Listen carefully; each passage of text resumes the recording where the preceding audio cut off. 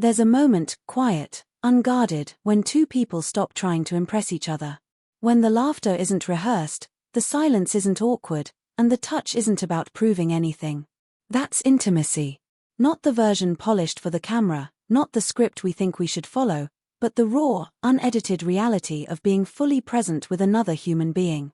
Authentic connection over expectation means stepping away from the performance that so often defines our relationships and allowing ourselves to be seen in the most genuine way possible. Many people enter relationships carrying silent scripts, ideas of how they should behave, what they should say, and how love should look. They perform kindness, confidence, or sensuality not always because it's real, but because they fear that who they truly are may not be enough.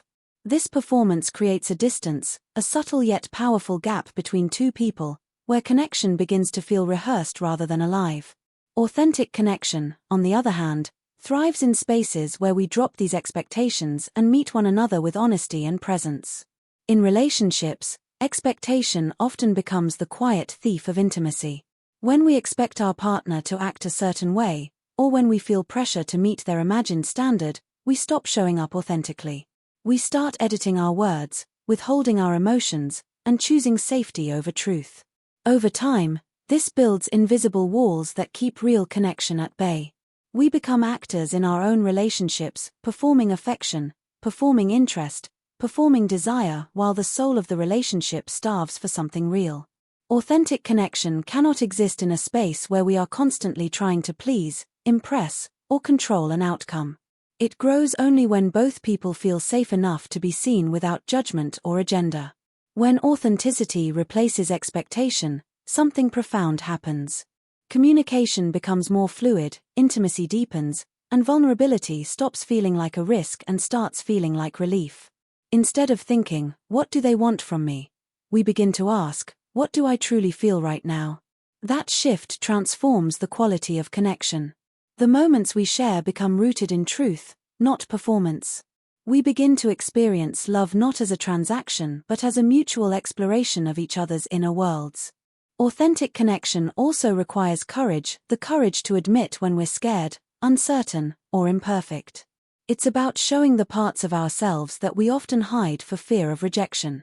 Yet, it is precisely these raw, unfiltered parts that invite the deepest intimacy. When two people dare to reveal themselves without the armor of expectation, they create a bond that is unshakable because it is built on reality, not illusion. In this space, connection ceases to be about doing and becomes about being. It's where love becomes effortless, not because it is easy, but because it is real.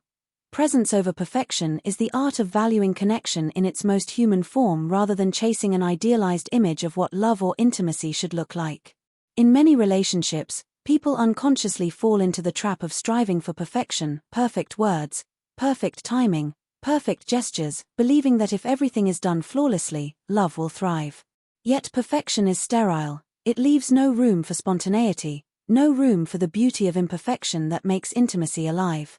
Presence, on the other hand, is messy, unpredictable, and profoundly real. It means being fully there in the moment, not lost in thoughts of how things should be, but engaged with how they truly are. When two people are present, even silence feels full, and even imperfection feels sacred. The pursuit of perfection often creates distance instead of closeness.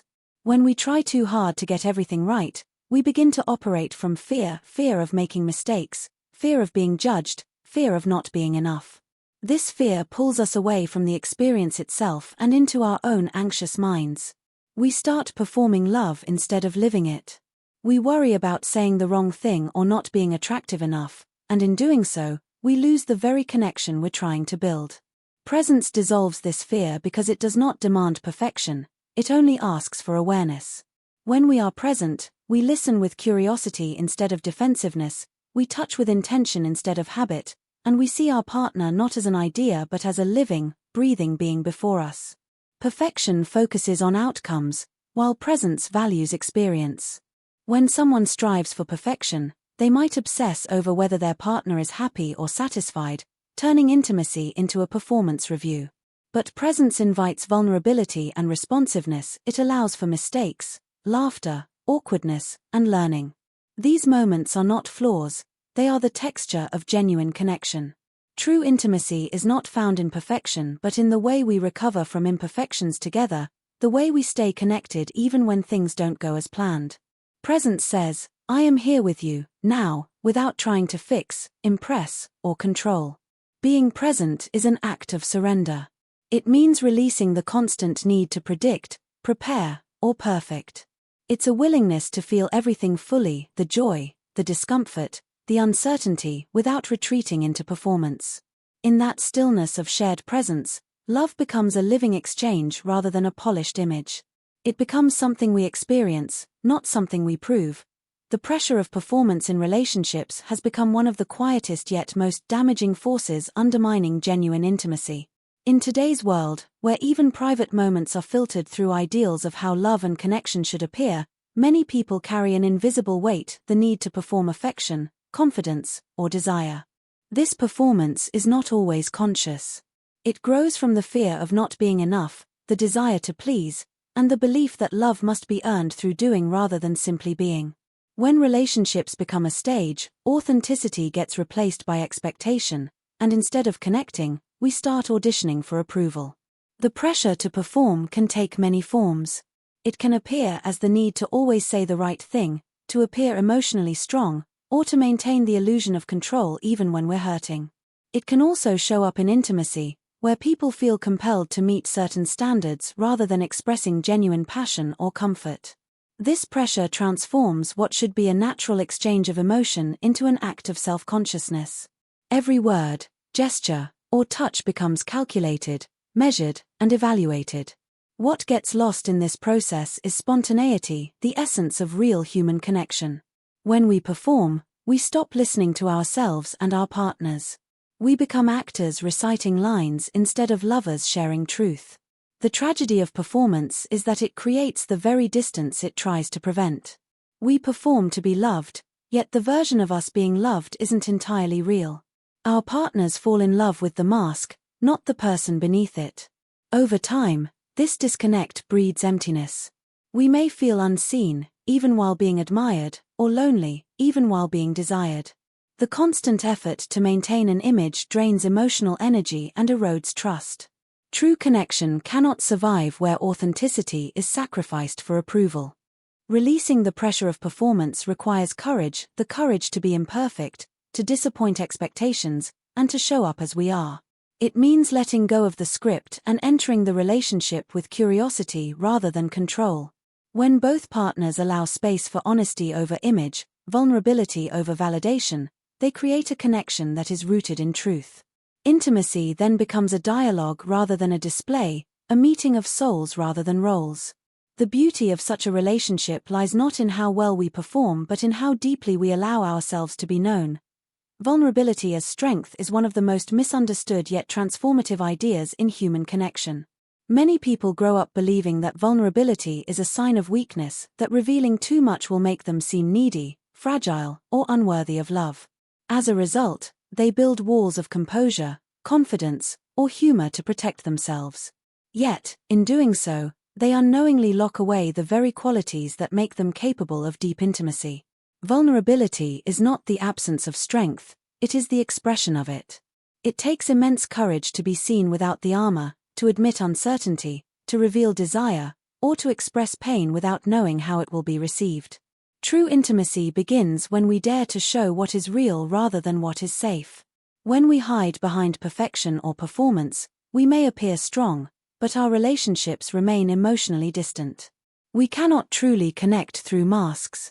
Vulnerability breaks through that distance by creating an emotional bridge, a space where both people can meet in honesty and trust. It's in those unguarded moments, when we allow someone to see us trembling, grieving, or unsure, that intimacy deepens. The paradox is that the more we try to protect ourselves from being hurt, the more we isolate ourselves from being loved. To be vulnerable is to open the door to love, even knowing that it may also invite pain. But it is only through that openness that connection becomes meaningful and transformative. Vulnerability invites reciprocity. When one person dares to be open, it signals to the other that it's safe to do the same. It dissolves tension and fear, replacing them with empathy and understanding. The act of saying, "I'm scared," or "I don't know," allows the other person to exhale, to drop their guard, and to meet us where we truly are. In that exchange, intimacy stops being something we perform and becomes something we feel. The energy shifts from trying to impress to simply being present together in truth. Strength in vulnerability also lies in self-acceptance. It means acknowledging our flaws without shame and our emotions without apology. It is not about oversharing or dramatizing pain, but about being honest enough to let another person witness our humanity. This kind of courage nurtures trust, the foundation of any lasting relationship. When we can say, "This is me," and remain open to being seen, we create love that is not based on illusion but on understanding. Vulnerability, then, becomes the purest form of strength, because it allows love to exist where fear once lived. Rediscovering the human experience through intimacy without performance is about remembering what it truly means to connect beyond roles, expectations, and appearances. In a world obsessed with image and achievement, we often forget that love and closeness are not things to master but experiences to feel. We spend so much time trying to be the ideal partner, the perfect lover, or the emotionally balanced individual that we lose touch with the simplicity of being human. To rediscover intimacy in its purest form is to return to the essence of what makes us alive, the need to be seen, touched, understood, and accepted without conditions. It's about unlearning the layers of performance that society has taught us and finding the courage to show up imperfectly but authentically.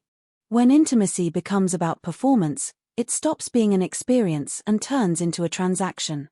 People begin to treat love like something that must be earned through effort or skill, rather than something that flows naturally from presence and honesty.